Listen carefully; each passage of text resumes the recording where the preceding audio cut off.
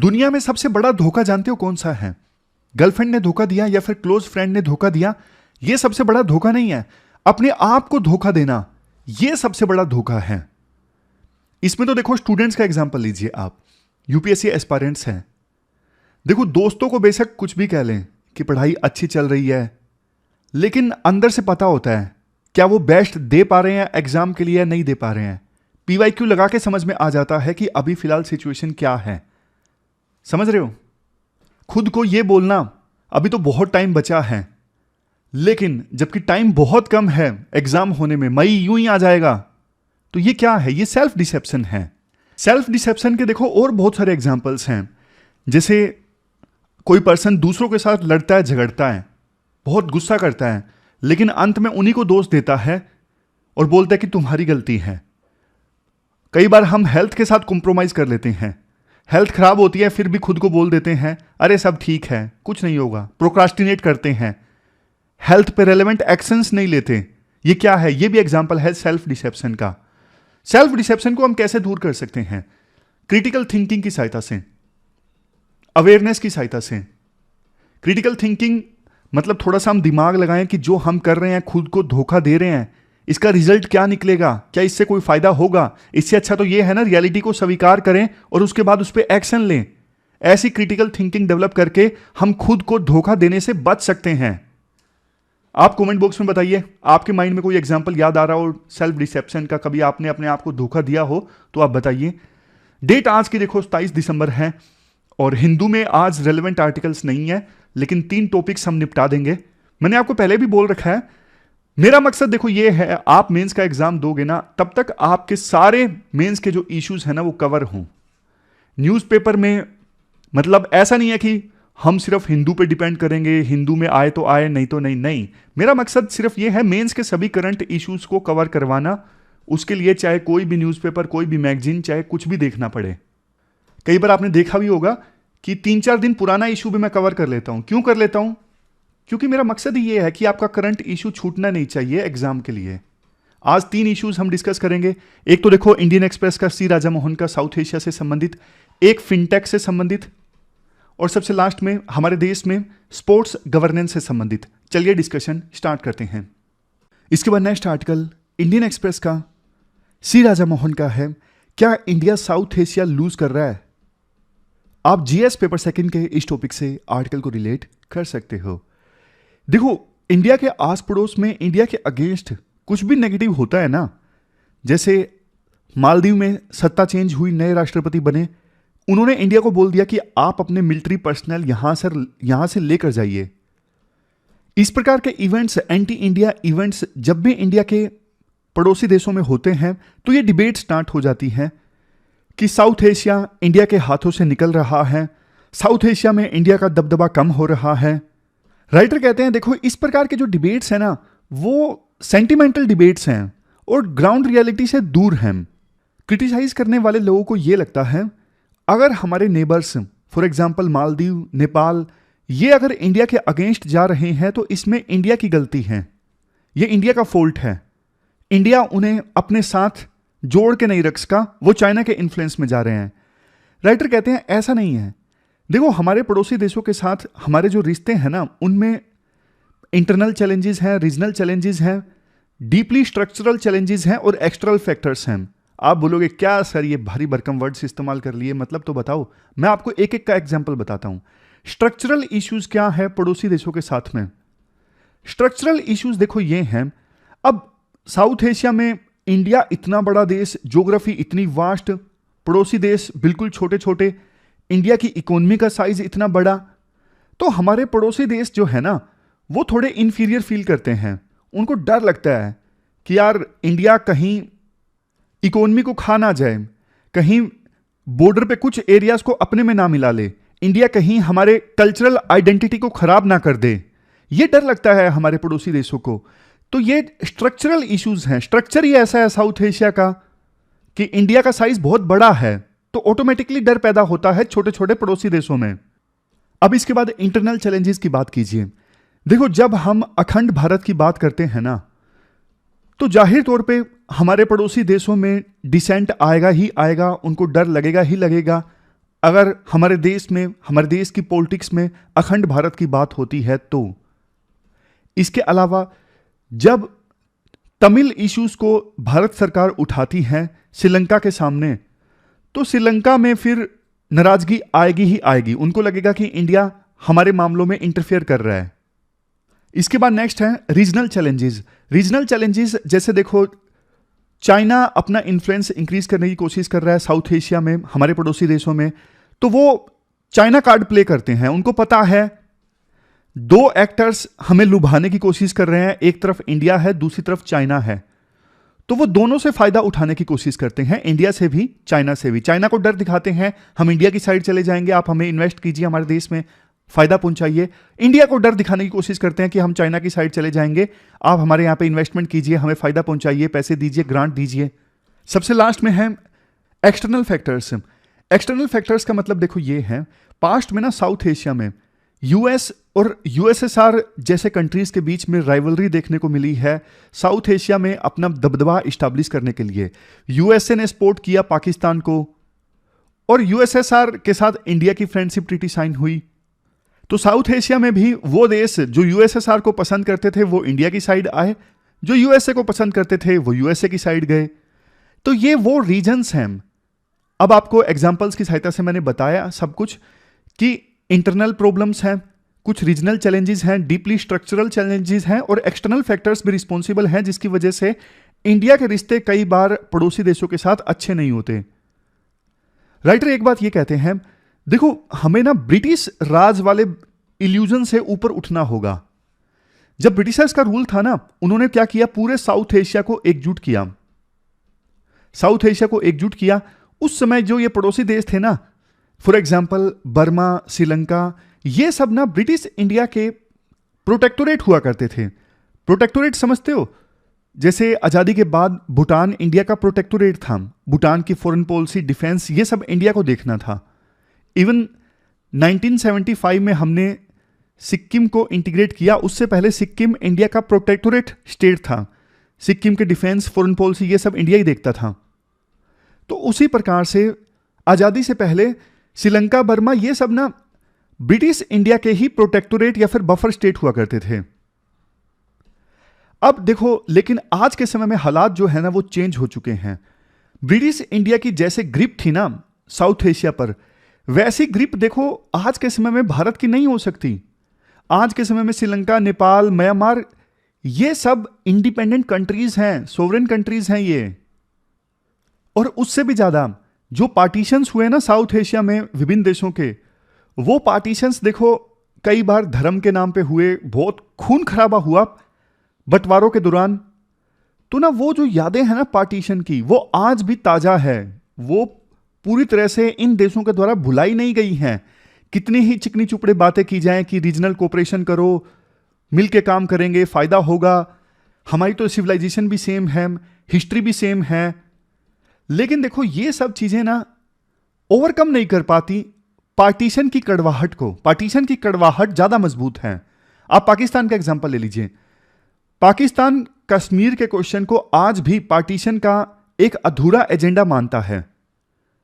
पाकिस्तान के हालात कितने ही खराब हों, लेकिन फिर भी पाकिस्तान कश्मीर के इशू को नहीं छोड़ना चाहता। जबकि देखो सार्क में अगर पाकिस्तान कोऑपरेट करे, इंडिया के साथ ट्रेड करे, तो जबरदस्त पाकिस्तान को फायदा होगा, लेकिन वो फायदा देख ही नहीं रहा है। वो सिर्फ ये सोच रहा है कि पार्टीशन के दौरान कश्मीर हमारे पास आना चाहिए था, जो नहीं आया, उसी सोच के सारे वो आज भी जी रहा है। इसके बाद राइटर बोलते हैं, चलो देखो पॉलिटिकल पार्टीशन तो हुआ साउथ एशिया के विभिन्न देशों के बीच 1940s में, लेकिन उसके बाद इकोनॉमिक पार्टीशन भी हो गया। इकोनॉमिक पार्टीशन का मतलब ये है, जैसे इंडिया ने, पाकिस्तान ने कौन सा इकोनॉमिक मॉडल अपनाया शुरुआती सालों में आजादी के बाद? अटॉर्की। अटॉर्की में क्या होता है? सेल्फ सफिशिएंसी पे ध्यान दिया जाता है। जैसे इंडिया को जिन भी चीजों की आवश्यकता है ना सर्वाइव करने के लिए, वो सब इंडिया खुद प्रोड्यूस करेगा, दूसरों देशों के साथ ट्रेड कम से कम करेगा, दूसरे देशों के ऊपर इंडिया डिपेंडेंसी कम से कम रखेगा। ये सब होता है अटॉर्की में। तो ये इकोनॉमिक मॉडल जब अपनाया साउथ एशिया में विभिन्न देशों के द्वारा, तो ट्रेड तो आपस में होगा ही नहीं ना, ट्रेड तो ना के बराबर होने लगा। हालांकि 1990s के बाद एलपीजी रिफॉर्म आया हमारे देश में, पड़ोसी देशों के साथ ट्रेड ज्यादा होने लगा। लेकिन पाकिस्तान एक एक्सेप्शन है। पाकिस्तान अभी भी इंडिया के साथ इकोनॉमिक कोऑपरेशन को तैयार नहीं है। नवाज शरीफ पाकिस्तान के अगले प्रधानमंत्री हो सकते हैं। उन्होंने बड़ी बड़ी बातें तो बोली हैं कि ट्रेड से फायदा होगा, वो इंडिया के साथ अच्छे रिलेशंस मेंटेन करने के हक में हैं, लेकिन वहां की आर्मी अलाउ नहीं करती। तो नवाज शरीफ अगर चाहेंगे भी इंडिया के साथ रिलेशंस इंप्रूव करें, वहां के आर्मी चीफ असीम मुनीर इसे अलाउ करेंगे नहीं करेंगे वो भविष्य के गर्भ में है। तो राइटर का पॉइंट देखो ये है, ब्रिटिश इंडिया के समय जो ब्रिटिश इंडिया चाहता था वो पॉलिसीज, वो बातें मनवा लेता था अपने पड़ोसी देशों से। लेकिन आज इंडिया ना तो पड़ोसी देशों को धमका सकता है और ना ही मीठी मीठी बातें बोल के कि हमारी हिस्ट्री सेम है, सिविलाइजेशन सेम है, तो मीठी मीठी बातें करके भी नहीं उनको कन्विंस करवा पाता बहुत बार, क्योंकि वो अलग कंट्रीज हैं। ये सच्चाई हमें स्वीकार करनी होगी। एक बेहतरीन एग्जाम्पल राइटर देते हैं इसके बाद। देखो ना, इंडिया को यूएसए के साथ एक एग्रीमेंट साइन करना था, लॉजिस्टिक्स पैक्ट, लिमोआ एग्रीमेंट, जिसमें इंडिया और यूएस एक दूसरे के मिलिट्री बेसिस को आपस में शेयर कर सकें। अब देखो ये एग्रीमेंट यूएसए के साथ करने में ना हमने 10 साल लगा लिए, खूब सोचा समझा, डर भी था हमारे मन में।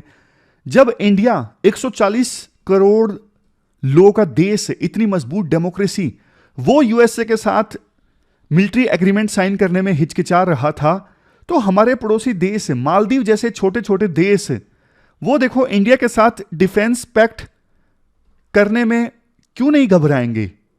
एक प्रैक्टिकल चीज है। आप देखो इस चीज को मानिए या ना मानिए, हमारे पड़ोसी देशों की डोमेस्टिक पॉलिटिक्स में इंडिया का जो इशू है ना वो हावी रहता है। हमारे पड़ोसी देशों में कुछ पॉलिटिकल पार्टीज ऐसी होती हैं जो एंटी इंडिया स्टैंड लेती हैं वोट हासिल करने के लिए, इंडिया के खिलाफ नफरत फैलाने की कोशिश करती हैं वोट हासिल करने के लिए। और कुछ पॉलिटिकल पार्टीज हमारे पड़ोसी देशों में ऐसी हैं जो ये चाहती हैं कि इंडिया हमारा साथ दे, इंडिया हमारे पक्ष में स्टैंड ले, हमारी मदद करे इलेक्शन जीतने के लिए। तो इंडिया फंस जाता है। फिर ऐसी पॉलिटिकल पार्टीज जब इलेक्शन जीत जाती हैं तो इंडिया के साथ रिलेशंस अच्छे होते हैं। तो जो एंटी इंडिया पॉलिटिकल पार्टीज हैं फिर वो ये आरोप लगाने लगती हैं कि आपने इंडिया के साथ मिलकर हमारी सिक्योरिटी को कॉम्प्रोमाइज कर लिया। कई बार तो ऐसा होता है कि सेम पार्टी सेम लीडर अलग अलग समय पे दो अलग अलग पोजीशंस ले लेते हैं। जैसे इमरान खान पाकिस्तान के प्रधानमंत्री थे, उन्होंने ये बात बोल दी थी मोदी का जो यार है वो गद्दार है। हालांकि बाद में 1 साल बाद 2019 में इमरान खान ने ये भी बोला कि मोदी अगर इलेक्शन जीतते हैं तो पाकिस्तान के लिए अच्छा है, कश्मीर इशू सुलझाने के लिए मोदी बेस्ट बैट हैं। तो मतलब सेम लीडर अलग अलग पोजीशंस। हालांकि बाद में बालाकोट एयर स्ट्राइक्स हुई, पुलवामा टेरर अटैक हुआ, जिसकी वजह से पाकिस्तान के साथ रिलेशंस तो बहुत खराब हैं उसके बाद से। लास्ट पॉइंट देखो ये है, अब देखो इंडिया को ना इस रियलिटी को स्वीकार करना ही होगा।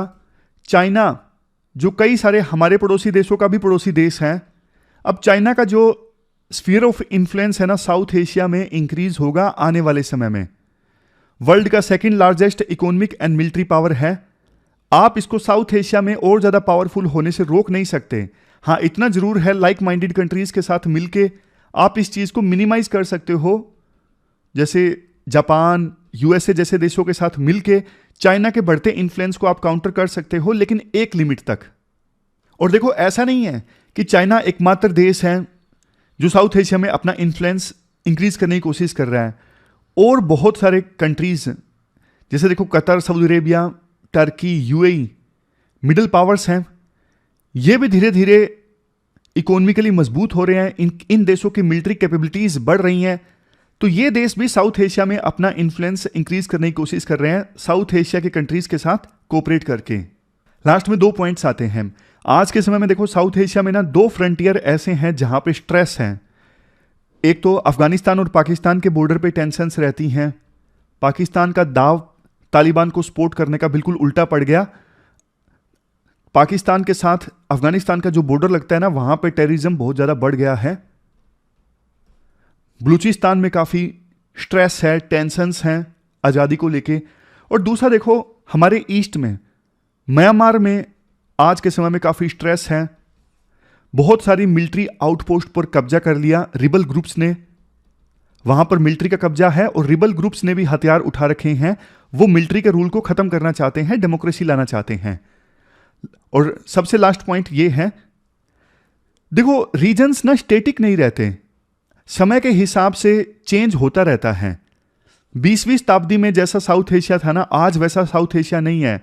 पॉलिटिकल स्ट्रक्चर अलग है, इकोनॉमिक ओरिएंटेशन अलग है। तो इन बदलती रियलिटीज में क्वेश्चन देखो ये नहीं है कि इंडिया साउथ एशिया को लूज कर रहा है, क्वेश्चन बल्कि ये है इस बदलते रीजन में कैसे इंडिया सॉल्यूशन फाइंड आउट कर सकता है कि इंडिया की जो पकड़ है वो बरकरार रहे। इंडिया के पास देखो इनफ कैपेबिलिटीज है कि इंडिया साउथ एशिया में अपने इंटरेस्ट को प्रिजर्व कर सके और अपने पड़ोसी देशों में इन्फ्लुएंस को एक्सपेंड कर सके।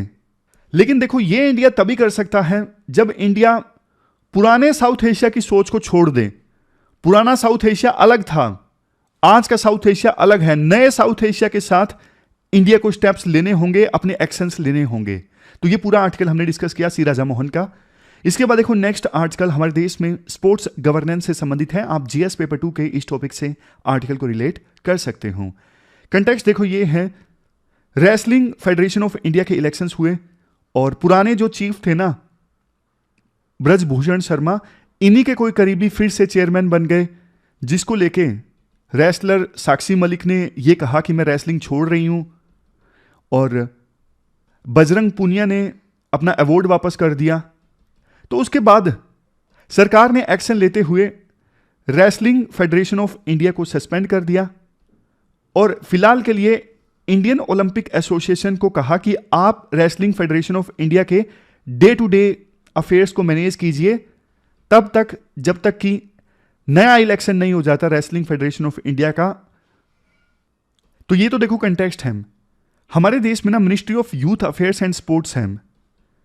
ये जो मिनिस्ट्री है ना, ये स्पोर्ट्स का एडमिनिस्ट्रेशन देखती है कई सारी स्पोर्टिंग एसोसिएशंस के थ्रू एंड फेडरेशंस के थ्रू। ये सारी जो स्पोर्टिंग फेडरेशंस और एसोसिएशंस है ना, ये ministry of youth affairs and sports के अंतर्गत आती हैं। एक फिर है department of sports ministry of youth affairs and sports के अंदर। ये डिपार्टमेंट ऑफ स्पोर्ट्स का काम क्या है? इस डिपार्टमेंट का काम है पॉलिसीज एंड गाइडलाइंस फॉर्मुलेट करना अलग अलग फेडरेशन और एसोसिएशंस के लिए। फॉर एग्जांपल टेनिस फेडरेशन है, फुटबॉल एसोसिएशन है, इन सब के लिए एलिजिबिलिटी क्राइटेरिया निर्धारित करना, कौन सदस्य बन सकता है इन स्पोर्ट्स फेडरेशंस का, कौन नहीं बन सकता है। इवन डिपार्टमेंट ऑफ स्पोर्ट्स ही ये तय करता है कि कौन सी फेडरेशन को कितना फंड मिलेगा। डिपार्टमेंट ऑफ स्पोर्ट्स ही ये तय करता है किस फेडरेशन को हम मान्यता देंगे। फॉर एग्जांपल देखो फुटबॉल की तो बहुत सारी फेडरेशन या एसोसिएशन हो सकती हैं, तो ये डिपार्टमेंट ऑफ स्पोर्ट्स तय करता है कि किसको हमें मान्यता देनी है और जिसको मान्यता दी जाती है फिर उसी को फर्दर फंड भी दिया जाता है। इसके अलावा देखो डिपार्टमेंट ऑफ स्पोर्ट्स का ही काम है कि हमारी जो स्पोर्ट्स टीम है वो विदेश में टूर्नामेंट्स में पार्टिसिपेट करती हैं और फॉरेन स्पोर्ट्स की टीम इंडिया में आती है इंटरनेशनल टूर्नामेंट्स में हिस्सा लेने के लिए। इसकी देखरेख भी डिपार्टमेंट ऑफ स्पोर्ट्स के द्वारा की जाती है। फिर एक और बॉडी है स्पोर्ट्स अथॉरिटी ऑफ इंडिया। इसका क्या काम है? देखो ये ऑटोनोमस बॉडी है जो डिपार्टमेंट ऑफ स्पोर्ट्स के अंतर्गत आती है। इस बॉडी का काम है टैलेंट खोजना। जैसे कौन अच्छा भाला फेंक सकता है नीरज चोपड़ा की तरह, कौन अच्छा भाग सकता है, तो ग्रास रूट लेवल पे टैलेंट को खोजने का काम करती है ये बॉडी और टैलेंट खोज के उनको ट्रेन किया जाता है, नेशनल टीम के लिए प्रिपेयर किया जाता है। इसके अलावा ये बॉडी स्पोर्ट्स इंफ्रास्ट्रक्चर भी डेवलप करती है और डिपार्टमेंट ऑफ स्पोर्ट्स की काफ़ी सारी स्कीम्स है ना, उनका इंप्लीमेंटेशन का जिम्मा भी स्पोर्ट्स अथॉरिटी ऑफ इंडिया के पास होता है। जैसे ग्रास रूट लेवल पे खेलो इंडिया और कोई स्पोर्ट्स प्रोग्राम है, स्कीम सरकार ने लॉन्च की है, तो जिम्मा स्पोर्ट्स अथॉरिटी ऑफ इंडिया को दिया जा सकता है। अब एक और बॉडी है इंडियन ओलंपिक एसोसिएशन। ये ऑटोनोमस बॉडी है। ये भी देखो इंडिया ओलंपिक गेम्स में पार्टिसिपेट करता है, कॉमनवेल्थ गेम्स में, एशियन गेम्स में या फिर दूसरे इंटरनेशनल मल्टी स्पोर्ट्स कॉम्पिटिशन्स में पार्टिसिपेट करता है। तो इन सभी इवेंट्स में इंडिया के पार्टिसिपेशन को ओवरसी करती है ये बॉडी। ओवरसी का मतलब इंडिया का इन इवेंट्स में पार्टिसिपेशन अच्छे से हो, वो सारा देखरेख का काम इसी बॉडी का है, इंडियन ओलंपिक एसोसिएशन। अब देखो चैलेंजेस की बात करते हैं। Lack of standardisation. हमारे देश में ना कोई स्ट्रॉन्ग स्पोर्ट्स लॉज नहीं है और स्पोर्ट्स रेगुलेटरी बॉडीज जो है ना, जैसे देखो रेसलिंग फेडरेशन ऑफ इंडिया जिसको सस्पेंड किया गया है, बैडमिंटन एसोसिएशन है, ये सब ना ओपेक ढंग से काम करती हैं। ओपेक ढंग से मतलब कैसे नेशनल टीम के लिए रेसलर्स का चुनाव किया गया, सब कुछ ओपेक ढंग से चलता है, प्रॉपर प्रोसीजर्स के हिसाब से नहीं चलता है, ट्रांसपेरेंसी कम है, तो कई बार फेवरेटिज्म नेपोटिज्म काफी ज्यादा चलता है। एग्जिस्टिंग जो गवर्नेंस स्ट्रक्चर है ना, वो बहुत ज्यादा एम्बिगुअस हैं। अलग अलग एसोसिएशंस, मतलब अलग अलग स्पोर्ट्स के एसोसिएशंस जो हैं वहां पे इलेक्शन अलग ढंग से होते हैं। एक कॉमन कोहेरेंस होना चाहिए ना कि सभी फेडरेशंस में इलेक्शन एक ही प्रकार के तरीके से होगा, हर प्रकार के एसोसिएशन और फेडरेशन में एलिजिबिलिटी क्राइटेरिया ये है, नहीं, ऐसा कोई यूनिफॉर्मिटी नहीं है। इवन देखो फेडरेशंस की जुरिडिक्शन को लेके भी ग्रास रूट लेवल पे काफी डाउट रहता है कि क्या क्या चीजें इन फेडरेशंस और एसोसिएशंस के दायरे में आती है, क्या नहीं आती हैं। नेक्स्ट है डुप्लीकेशन ऑफ पॉलिसी। इसका मतलब देखो ये है, हमारे देश में ना अलग अलग लेवल्स पे स्पोर्ट्स ऑर्गेनाइजेशंस या फिर private sector similar services provide करते हैं, जैसे कोचिंग एकेडमीज। इसका सिंपल एग्जांपल ये है, देखो समग्र शिक्षा अभियान और फिट इंडिया मूवमेंट दोनों ऐसी स्कीम्स हैं जिसके थ्रू गवर्नमेंट स्कूल्स को ना स्पोर्ट्स इक्विपमेंट्स मिल सकते हैं, बट स्कूल्स कंफ्यूज हैं, हमें किसको रिपोर्ट करना है, क्या हमें दोनों स्कीम से मिलेगा, हम कौन से स्कीम के लिए एलिजिबल हैं। तो ये डुप्लीकेसी नहीं होनी चाहिए ना। नेक्स्ट है करप्शन। करप्शन तो देखो हद है, ट्रांसपेरेंसी कुछ भी नहीं है। वुमेन हॉकी वर्ल्ड कप हुआ था, उसमें फाइनेंशियल करप्शन का स्कैंडल सामने आया था, और इस स्कैंडल में फेडरेशन ऑफ इंटरनेशनल हॉकी और इंडियन ओलंपिक एसोसिएशन दोनों इन्वॉल्व थे। 2012 में इंडियन ओलंपिक एसोसिएशन को सस्पेंड कर दिया गया इंटरनेशनल ओलंपिक कमेटी के द्वारा। क्यों? क्योंकि इंडियन ओलंपिक एसोसिएशन में ऐसे मेंबर्स इलेक्ट किए गए थे जिनके खिलाफ करप्शन के केसेस पेंडिंग थे। ड्रग यूजेस बहुत ज्यादा बढ़ गया है। ड्रग यूजेस के मामले में ना इंडिया 2019 में तीसरे नंबर पे था। 152 इंडियन स्पोर्ट्स पर्सन्स ऐसे 2019 में जिन्होंने एंटी डोपिंग रूल्स का वायलेशन किया। पहले नंबर पे रशिया, दूसरे नंबर पे इटली। नेक्स्ट है less push for other sports. Kho kho, kabaddi, wrestling, gymnastics, ऐसे गेम्स को तवज्जो नहीं दी जा रही है। ज्यादा तवज्जो किसको दी जा रही है? क्रिकेट को। इसके रीजंस देखो और भी हैं, जैसे करियर इनसिक्योरिटी। क्रिकेट में ज्यादा करियर सिक्योर लगता है स्पोर्ट्स पर्सन्स को, इसलिए वो क्रिकेट में ज्यादा जाते हैं। अपब्रिंगिंग भी कुछ कुछ ऐसी होती है कि आप क्रिकेट खेलिए, इस गेम में ग्लैमर है, और दूसरे जो गेम्स हैं उसके प्रति पेरेंट्स भी अपने बच्चों को मोटिवेट नहीं करते। ये कुछ स्कीम सरकार ने लॉन्च की हैं, Khelo India programme, fit India movement, Khelo India, ये national sports university in Manipur में आई है। उसके बाद टारगेट ओलंपिक पोडियम स्कीम है कि कुछ ऐसे स्पोर्ट्स पर्सन्स को आइडेंटिफाई किया जाए जिनमें मेडल जीतने की क्षमता है, चांसेस हैं, तो उनको अलग तरह से स्पेशल ट्रेनिंग दी जाए ताकि वो मेडल जीत कर आए। स्पेशल एरिया गेम स्कीम है, ट्राइबल एरियाज और रूरल एरियाज में एथलीट्स को सपोर्ट करने के लिए ये स्कीम है। वे फॉरवर्ड में क्या होना चाहिए? देखो स्पोर्ट्स गवर्नेंस के लिए ना हमारे देश में एक कॉम्प्रिहेंसिव कानून होना चाहिए ताकि ये जो स्पोर्ट्स एसोसिएशंस या फेडरेशंस है ना, इनकी अकाउंटेबिलिटी फिक्स हो, ये प्रॉपर रूल्स एंड रेगुलेशंस के हिसाब से काम करें, ना कि विम्स एंड फैंसीज से। और एथलीट्स को ज्यादा से ज्यादा इन्वॉल्व किया जाए। वो प्लेयर्स जो पहले खुद खेल चुके हैं, जैसे टेबल टेनिस की एसोसिएशन है, फॉर्मर टेबल टेनिस प्लेयर को इन्वॉल्व किया जाएगा गवर्नेंस में तो ज्यादा अच्छा होगा। उसको पता है टेबल टेनिस के प्लेयर्स क्या प्रॉब्लम फेस करते हैं। जैसे देखो एक सजेशन ये है, डिस्ट्रिक्ट लेवल पे, स्टेट लेवल पे, नेशनल लेवल पे एथलीट्स कमीशन बनाए जाएं, और एथलीट्स कमीशन में ना एथलीट्स की रिप्रेजेंटेशन हो, एक्टिवली वो इन्वॉल्व हो डिसीजन मेकिंग प्रोसेस में। इसके अलावा एक कंप्लीट ऑटोनोमस डेडिकेटेड बॉडी बनाई जाए जो हमारे देश में सभी स्पोर्ट्स फेडरेशंस की फंक्शनिंग को रेगुलेट करे।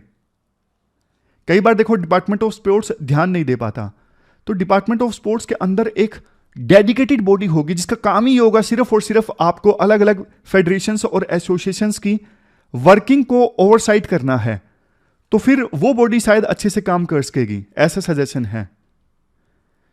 फिर इसके बाद नेक्स्ट है, देखो अभी ना जो एथलीट्स हैं उनको तो ट्रेनिंग दी ही जाती है, ये तो नॉर्मल है, लेकिन ना स्पोर्ट्स फेडरेशंस में जो नॉन एथलीट्स हैं ना, जो गवर्नेंस के काम में लगे होते हैं, उनको भी ट्रेनिंग दी जाए। ये ग्रास रूट लेवल पे रिफॉर्म आना चाहिए।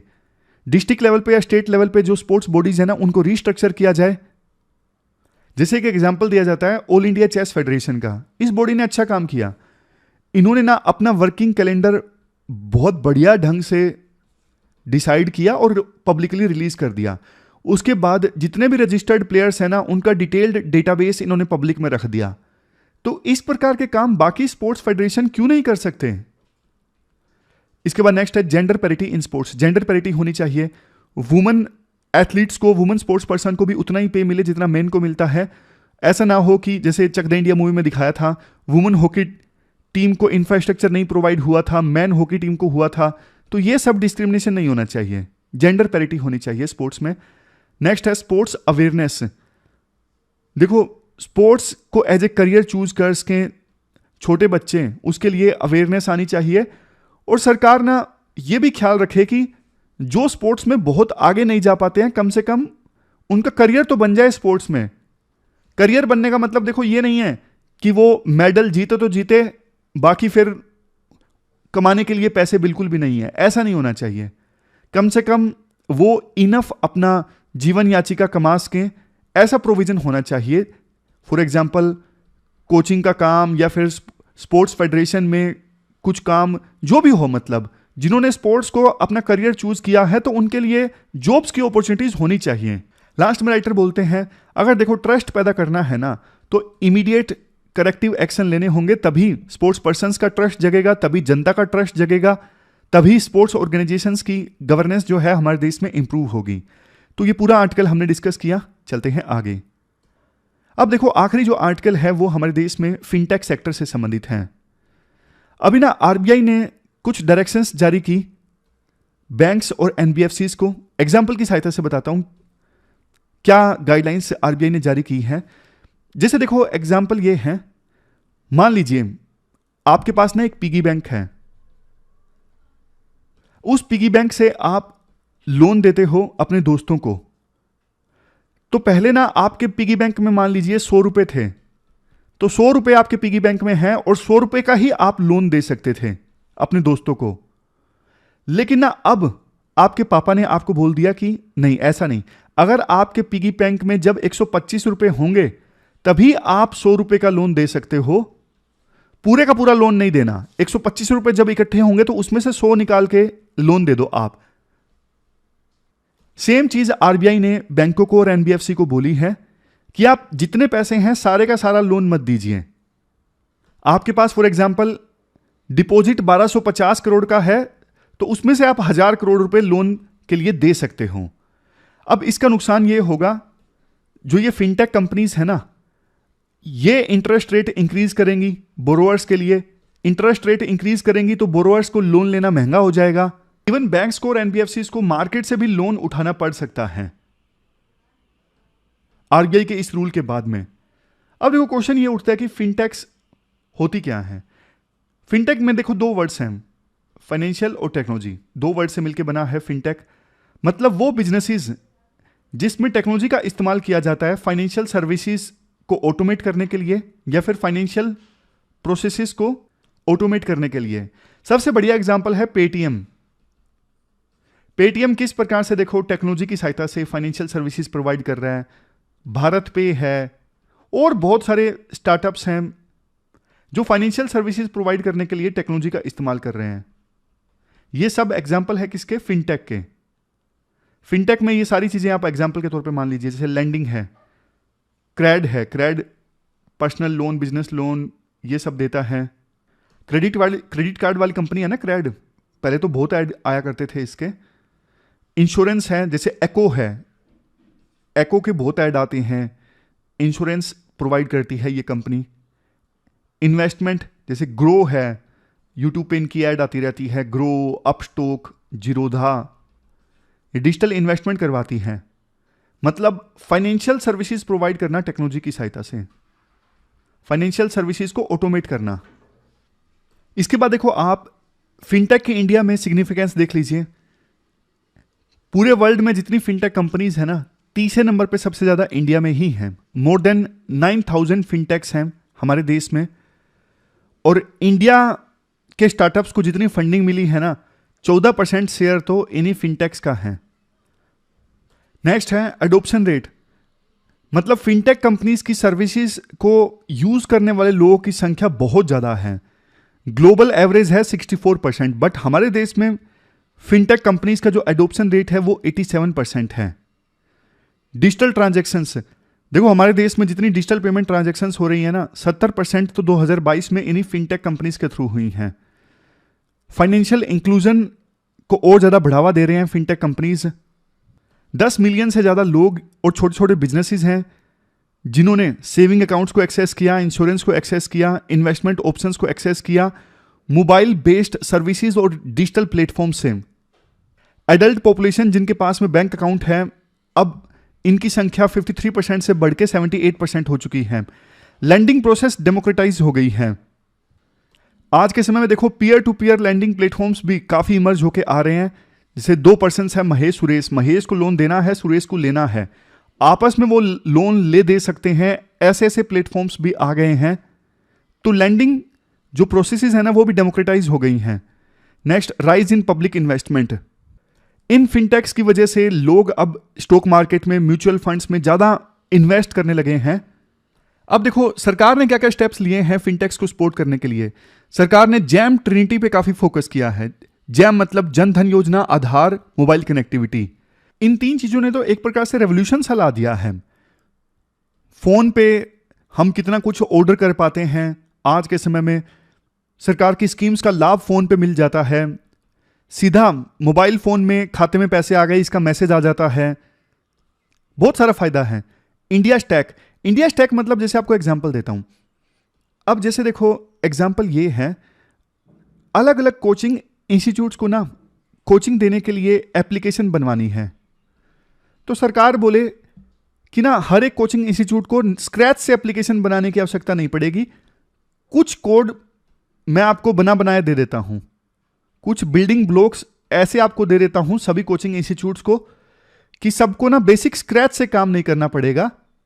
बेसिक कोडिंग, बेसिक एप्लीकेशन सबको मिल जाएगी, ऊपर से डेकोरेशन हर एक कोचिंग इंस्टीट्यूट अपना अलग अलग कर ले।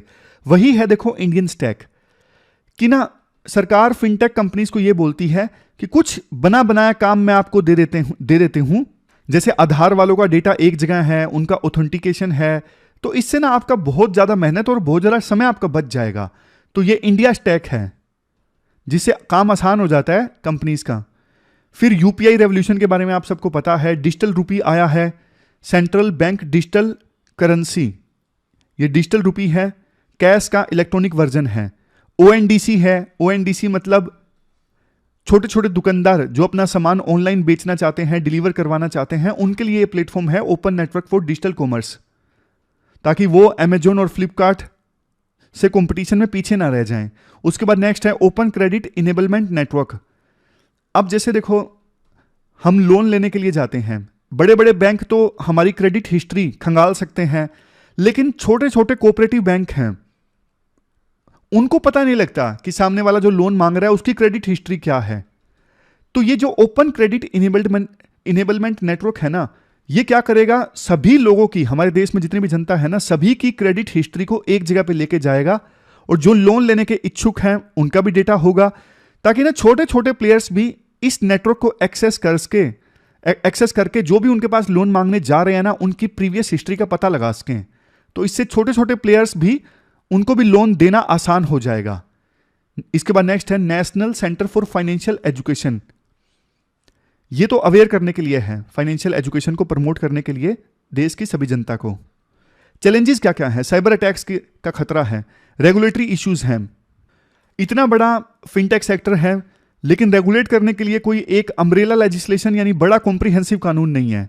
इलीगल डिजिटल लैंडिंग की इलीगल तरीके से कई बार रैकेट चलते रहते हैं, फर्जी ढंग से फंसा लेते हैं। शुरुआत में 15,000 रुपये लोन ले लिया, लेकिन भारी भरकम ने इंटरेस्ट लेना स्टार्ट, ब्लैकमेलिंग स्टार्ट हो जाती है। ऐसी घटनाएं आई, कुछ लोगों ने सुसाइड भी किया। Next, financial illiteracy. अभी भी देखो डिजिटल एक्सपोजर कम है देश के एक बड़े वर्ग को, अवेयरनेस की कमी है, उनको रिस्की लगता है डिजिटल ट्रांजैक्शन करना। नेक्स्ट, इंफ्रास्ट्रक्चरल इश्यूज हैं, जैसे रूरल एरियाज में ना कनेक्टिविटी कई बार कम रहती है, डिजिटल ट्रांजैक्शन करते वक्त कनेक्शन कट जाता है, पैसे कट गए, ट्रांजैक्शन कंप्लीट नहीं हुई। अभी मैं अमृतसर गया था ना, तो यही हुआ, पैसे कट गए, ट्रांजैक्शन कंप्लीट नहीं हुई। लगा कि बैंक पैसा वापस कर लेगा, लेकिन थोड़ी सी मेरी भी गलती, बाद में पता लगा कि 2 टिकट बुक हो गई, एक ही ट्रेन में 2 टिकट बुक हो गई, तो इससे थोड़ा नुकसान हो गया। तो ऐसे ऐसे इश्यूज हो जाते हैं। नेक्स्ट, बहुत सारी फिनटेक फर्म्स हैं जो बैंक और एनबीएफसीज के साथ में पार्टनरशिप इस्टेब्लिश कर रही हैं। इससे रेगुलेशन और भी ज़्यादा डिफिकल्ट हो जाता है। फिर डेटा प्राइवेसी के इश्यूज हैं। आरबीआई ने जरूरी कर दिया है सभी फाइनेंशियल इंस्टीट्यूशंस के साथ में कि आप केवाईसी वेरिफिकेशन करवाइए हर एक कस्टमर की। तो ना ये महंगा भी पड़ता है, दूसरा सबका डेटा संभाल के रखना, उसमें प्राइवेसी के इश्यूज भी आ जाते हैं। अब इसके बाद वे फॉरवर्ड में देखिए, साइबर सिक्योरिटी इंफ्रास्ट्रक्चर को आप मजबूत करो, मतलब साइबर अटैक्स को प्रिवेंट करने के लिए इंफ्रास्ट्रक्चर होना चाहिए। पेमेंट की साइबर सिक्योरिटी को इंप्रूव करो, जैसे डबल ऑथेंटिकेशन, ओटीपी नेसेसरी, ताकि फ्रॉड ना हो सके। इंफ्रास्ट्रक्चरल इश्यूज को एड्रेस करो, जैसे गांव में अभी इंटरनेट कनेक्टिविटी कम है, ऑफलाइन एक्सेस कर सकें फाइनेंशियल सर्विसेज को, ऐसा प्रोविजन करो। डिजिटल लिटरेसी प्रोग्राम को और बढ़िया ढंग से आप प्रोवाइड करो जनता को। लास्ट में, यूनिफाइड रेगुलेटरी फ्रेमवर्क होना चाहिए फिनटेक कंपनीज के लिए, एक कॉम्प्रिहेंसिव कानून होना चाहिए, और सभी फिनटेक्स के लिए कॉम्प्लायंस प्रोग्राम होना चाहिए, ताकि सभी फिनटेक्स जो हैं, जो रूल्स उनके लिए एप्लीकेबल हैं, उन रूल्स को फॉलो करें, रूल्स को वायलेट ना करें। तो ये सारी चीजें हमने डिस्कस की, ये वे फॉरवर्ड में बताई जाती हैं। ये थी हमारी आज की डिस्कशन। अब लास्ट में क्वेश्चंस देख लीजिए। ये क्वेश्चंस है जो आपको अटेम्प्ट करने हैं। 2 क्वेश्चंस आपको अटेम्प्ट करने हैं। एक तो देखो फिनटेक इंडस्ट्री से संबंधित, और दूसरा क्वेश्चन फिर आपको अटेम्प्ट करना है हमारे देश में स्पोर्ट्स गवर्नेंस से संबंधित। दोनों क्वेश्चंस आपको अटेम्प्ट करने हैं 250 वर्ड्स में, दोनों 15-15 मार्क्स के क्वेश्चन हैं। हमारी आज की डिस्कशन में इतना ही है। कमेंट बॉक्स में आप बताइए डिस्कशन आपको कैसी लगी, और कल मिलते हैं एक नई डिस्कशन के साथ। Thank you very much for discussion.